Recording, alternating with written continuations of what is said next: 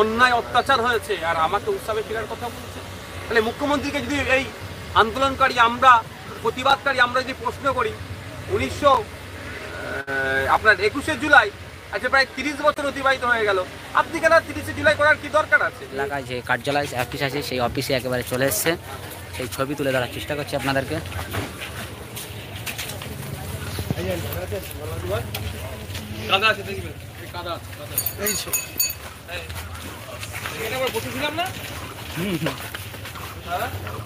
মুহূর্তে গ্রামবাসীরা দেখতে পাচ্ছেন যে কেশরাটি গ্রামে ঢুকে পড়েছে বিধায়ক নওশাদ সিদ্দিকী সাহেব। মুহূর্তে লাইভ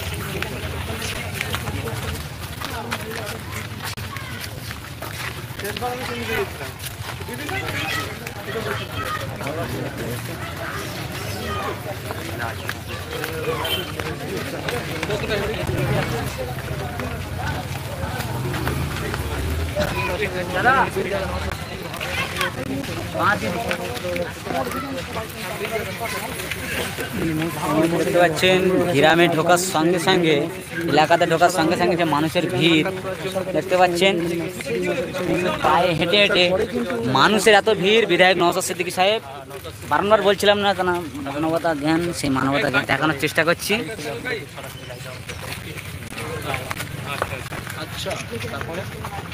এই মুহূর্তে দেখতে পাচ্ছেন মানুষের ভিড়ের, জনগণের ভিড়ের পাকে ভালোবাসার টানে ভালোবাসার মানুষদের সঙ্গে কিন্তু হেঁটে হেঁটে যাচ্ছে দেখতে পাচ্ছেন। দেখতে পাচ্ছেন যে মানুষের ভিড়, এবারে আর মাথা দেখানো পাচ্ছি না আমরা যে মুড়ো কোথায়, মুড়ো শেষ হচ্ছে। এই সেই একমাত্র বিধায়ক পীরজাদা নওশাদ সিদ্দিকী সাহেব, তিনি আসলে যে মানুষের যে ঢল নেমে যায় এটা কিন্তু বলতে আর কিছু বাদ রাখে না। বাচ্চা বাচ্চা মানুষের সঙ্গে কিন্তু বসবাস কিন্তু করতে চাচ্ছে না।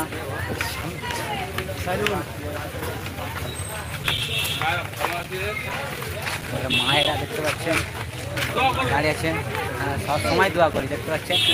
নওশাদ সিদ্দিকী সাহেব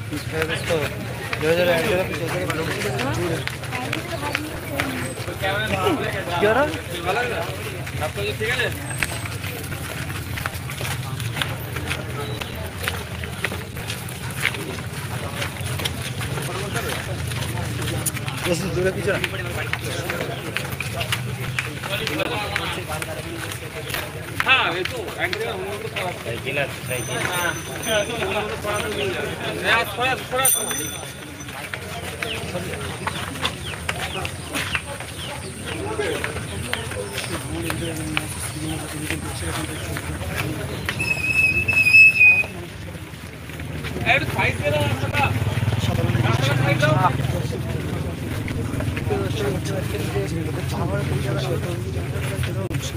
আমাকে চিন্তা মনে করতে বাবা আজ টাইম তো নিয়েছে কিন্তু আপনার শরীরে লাগানো চেষ্টা করছি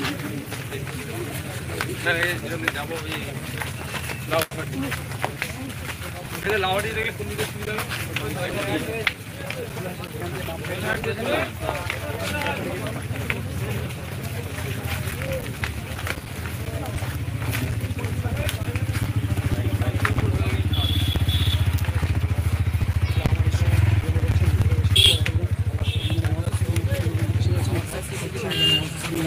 ফুল দিয়ে কিন্তু সম্বন্ধ জানাচ্ছে, সেটা আমি সরাসরি দেখানোর চেষ্টা করছি।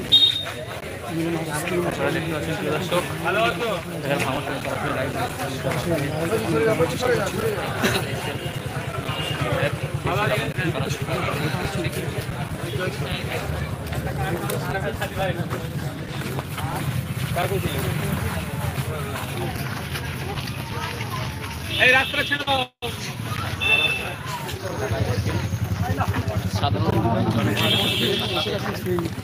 পলিঘাট 1 নম্বর বলা যেখানে আপনারা জানেন আমাদের নওশাদ সিদ্দিকী মহাশয় তিনি কিন্তু প্রবেশ করেছেন এবং আসার সাথে সাথে কিন্তু হাজার হাজার মানুষ আপনাদের সরাসরি লাইভ দেখানোর চেষ্টা করছে। লাইভের মাধ্যমে হাজার হাজার মানুষ কিন্তু ধর্মমত এবং বাচ্চা সমস্ত গ্রামবাসীর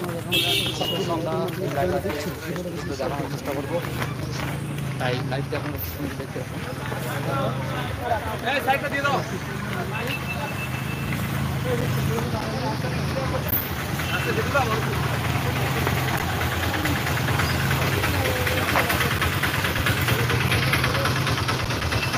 আরে বাবা মারবো, আর নতুন মাইক্রোফোন ছিঁড়ে দিয়েছে, একে মারবো বলো।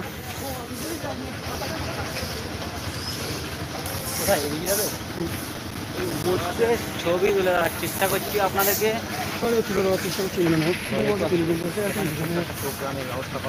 দুয়ারে বিধায়ক জানেন প্রথম থেকে তিনি কিন্তু নওশাদ সিদ্দিকী সাহেব তিনি কিন্তু করে আসেন। সেই দুয়ারে বিধায়ক একেবারে এই মুহূর্তে চলে এসছে আমার রাইট গ্রামে এই মুহূর্তে দেখতে পাচ্ছেন সেই চেয়ার ফেলে একেবারে গ্রাম প্রোগ্রাম বা দুয়ারে বিধায়ক তিনি কিন্তু এই মুহূর্তে বিধায়ক চলে এসছে দুয়ারে। সেই ছবি তুলে দেওয়ার চেষ্টা করছি। দুয়ারে বিধায়ক আছে এই মুহূর্তে চেক করছে।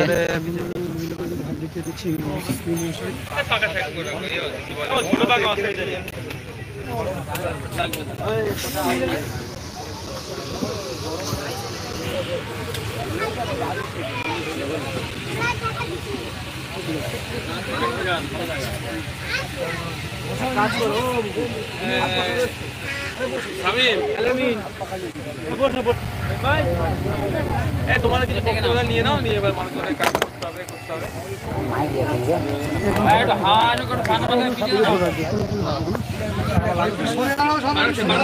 পিছনে চেয়ারে বসবো, কারো কিছু মতো এবার নিয়ে এমনি বলে দিচ্ছি না। আচ্ছা না দিয়ে দাও।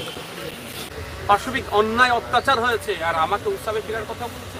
তাহলে মুখ্যমন্ত্রীকে যদি এই আন্দোলনকারী আমরা, প্রতিবাদকারী আমরা যদি প্রশ্ন করি, 21 জুলাই আচ্ছা প্রায় 30 বছর অতিবাহিত হয়ে গেল, আপনি কেন 30 জুলাই করার কি দরকার আছে? আপনি কেন করছেন 30 জুলাই শহীদ স্মরণ কেন করছেন? 21 জুলাই শহীদ স্মরণ কেন করছেন যদি প্রশ্ন করা হয়? তা উনি এখন প্রচন্ড চাপের মধ্যে আছেন, দেখতে পাচ্ছেন না? বড় ছোট মেজর শেষ ওই কার একটা নাম দিচ্ছিলেন ক্যানিং পূর্বের নেতাদের, আর মুখে কথা আছে তিলোত্তমার পক্ষে বা বিপক্ষে। ওখানে এরা কথা পাঁচিলে উঠতে শুরু করেছে, কখন কোন দিকে লাফ মারবে। মুখ্যমন্ত্রী এবার বুঝতে পেরে গিয়েছেন, দেখতে পেয়ে গেছেন তার দলের নেতারা কথা বলছে না, সেই জন্য উনি একটা ঘোষণা দিলেন কেউ কথা বলবে না, তিলোত্তমালে আমি একা কথা বলবো। এটা মানে করছে এ নয় যে উনি একা বলবেন, আসলে কেউ বলছে না সেই প্রশ্ন যদি আমরা তুলি তার আগে উনি বলার চেষ্টা করছেন কেউ বলবে না আমি একা বলবো। উনিকে একাই বলতে হবে আর কেউ বলবে না। এই যে ডাক্তাররা বলছেন আমরা আন্দোলন থেকে উঠবো না, আমরা উৎসবে যাব না, আমাদের আন্দোলনটাই উৎসব। দেখুন, ডাক্তাররা উৎসবে যাবেন কি যাবেন না আমি তাকে জোর করতে পারবো না, তবে ডাক্তাররা যে জুনিয়র ডক্টরসরা যে কটা দাবি নিয়ে দফা দাবি নিয়ে আন্দোলন করছে তার সাথে আমি 100% সহমত এবং 100% অথেন্টিক, 100% বাস্তবসম্মত। যেই দাবিগুলোর সাথে আমরাও আমাদের সাধারণ মানুষও জড়িয়ে আছে, বরঞ্চ আমরা ডাক্তারদের আন্দোলনকে সংহতি জানাই, সমর্থন জানাই। আমি নিজে ওই আন্দোলনে এই জন্যই যাচ্ছি না, আমাকে তো ইচ্ছা করছে ওখানে গিয়ে বসে যায় ডাক্তারদের সাথে এবং অনশন করে রীতিমতো, কিন্তু আমি এই জন্যই ওই আন্দোলনের স্থলে যাচ্ছি না, এই জন্যই আন্দোলনের স্থলে এই জন্যই যাচ্ছি না ওদের যে একটা ডাক্তারদের আন্দোলনে কোনো রকমভাবে রাজনৈতিক ছোঁয়া লেগে যায় সেদিন আমি যেতে পারছি না, কিন্তু আমি ওদের লড়াইকে কুর্নিশ জানাচ্ছি। যেভাবে লালবাজারের সামনে অবরুদ্ধ করে মানে সারা রাত ধরে সকাল পর্যন্ত, মানে যতক্ষণ না পর্যন্ত সিপি বা কলকাতা পুলিশকে মাথা নত করতে বাধ্য হয়েছে, যে লড়ে গিয়েছে সেটাকে কুর্নিশ জানা, এবং আমি আশা করছি স্বাস্থ্য দপ্তরও ডাক্তারদের যে ডিমান্ডগুলো আছে সেগুলো ফুলফিল করবে এবং জুনিয়র ডাক্তাররা দ্রুত ফিরে আসবে তার শিক্ষা প্রতিষ্ঠান। লড়াইয়ের পাশে সবসময় থাকবে নওশাদ সিদ্দিকী। ছিলাম, আছে, থাকবো। আমাদের দল তো তৈরি হয়েছে এই জন্যই, অত্যাচারী বঞ্চিত মদের পাশে থাকার জন্য। আপনারা জানেন এই তিলোত্তমার ঘটনার মধ্যে দিয়েই সারা রাজ্যে আরো এই ধরনের অনেক ঘটনা ঘটে গেছে। মালদায় একজন পরিযায়ী শ্রমিক রাজস্থানে পিটিয়ে মেরেছে, আইএসএফ সেখানে পৌঁছেছে। হরিয়ানার পরিযায়ী শ্রমিক হরিয়ানায় কাজে গিয়েছিল আপনার সাবির মল্লিক, তার বাড়িতে পৌঁছেছি, তাকে সরকার ক্ষতিপূরণ সে অসহায় পর্যন্ত দেয়নি। কলকাতা রাজপথে দাঁড়িয়ে বলেছিলাম 1 সপ্তাহ টাইম দিচ্ছি, যদি সরকার পর্যাপ্ত পরিমাণে ক্ষতিপূরণের ব্যবস্থা না করে তাহলে ভোট কিন্তু অবরুদ্ধ করব। তারপরের দিনই দেখবেন তার ক্ষতিপূরণের ব্যবস্থা হচ্ছে। প্রিয়াঙ্কা হাসদা আদিবাসী সমাজের মেয়ে, তার খুনিকে অ্যারেস্ট করছিল না বা খুঁজে পাচ্ছিল না বা অ্যারেস্ট করছিল না, আমি সেখানে পৌঁছেছিলাম, আইএসএফ পৌঁছেছিল। এই ধরনের যে ধরনের ঘটনা ঘটছে সেখানে আইএসএফ কিন্তু পৌঁছে যাচ্ছে। ভাইজান, এই যে তিলোত্তমার বিচারের দাবিতে চারিদিকে আওয়াজ উঠছে, ঠিক সেই সময় এই সাবির মল্লিক বা যে মালদার যে পরিযায়ী শ্রমিক যারা বিদেশে গিয়ে তারা হত্যা হয়েছে, তারা খুন হয়েছে, এবং আমরা দেখেছিলাম যে কলকাতাতে ইসরাত আলম থেকে শুরু করে আরও যারা খুন হয়ে গেছে, এই যে তাদের বিচারের দাবি উঠছে না, এর মধ্যে চাপা পড়ে যাচ্ছে, এটা নিয়ে কি বলবো? সত্যি এটা ভাবাচ্ছে আমাদেরকেও। আমরা ইসরাত আলমের বাড়িতে গিয়েছিলাম, আমরা বিদ্যুৎ মণ্ডলের বাড়িতে গিয়েছিলাম, আমরা রুমা ওরায়ের বাড়িতে গিয়েছিলাম, আমরা আনিস খানের বাড়িতে গিয়েছিলাম, আমরা চোপড়া আদিবাসী সমাজকে যে বাড়ি ভাঙচুর করেছিল তাদের বাড়ি গিয়েছিলাম, আমরা আবার মালদাতেও গিয়েছিলাম, উত্তম মার্ডির বাড়ি, মালদাতে সাজিদের বাড়িতে গিয়েছিলাম এবং সাবির মল্লিকের বাড়িতে গিয়েছিলাম।